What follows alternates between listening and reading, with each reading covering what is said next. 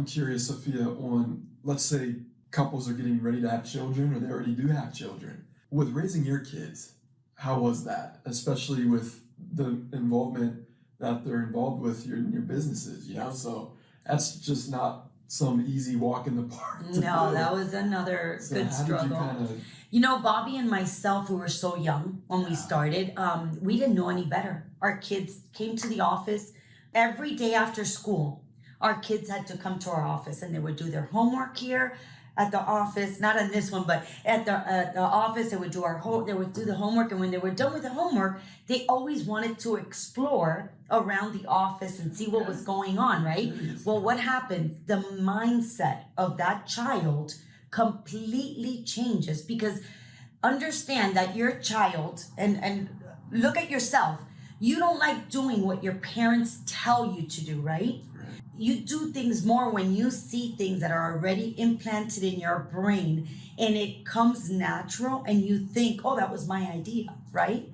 But you're implementing those little positive mental attitude situations to your kids. They saw how we worked every day. They saw that the business that they were in was growing, and they would see that we were there hard. So automatically our kids, all they knew was entrepreneurship. And look at them today. We're so blessed. Our 30-year-old and our 24-year-old, both of them are very involved in the business. They're both entrepreneurs. They have their side little gigs that they do, but they're also very involved in our real estate portfolio, because at the end of the day, it is theirs. It's going to stay, and they need to know how to manage it and stuff, but they still do their own little thing. You know, my daughter has her own fashion line. My son has, he's a pet lover. He breeds Frenchies. He has a very successful business on the side, and they come to work every single day with us.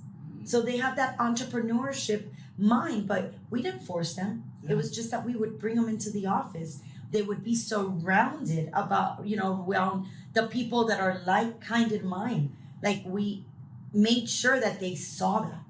And what did they do? They just absorbed it.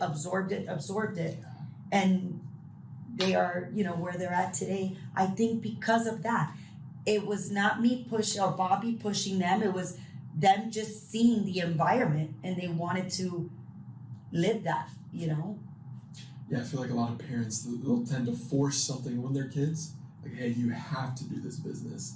There's no ifs, ands, or buts about it.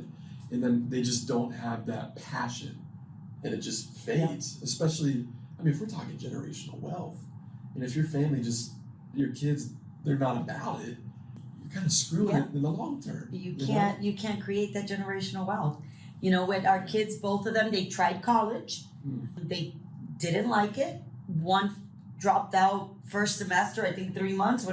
She was like, yep, this is not for me. Our son tried it for a year. He tried and tried because he really wanted to see if he could do it. He's like, it's just not for me. I'm like, that's fine.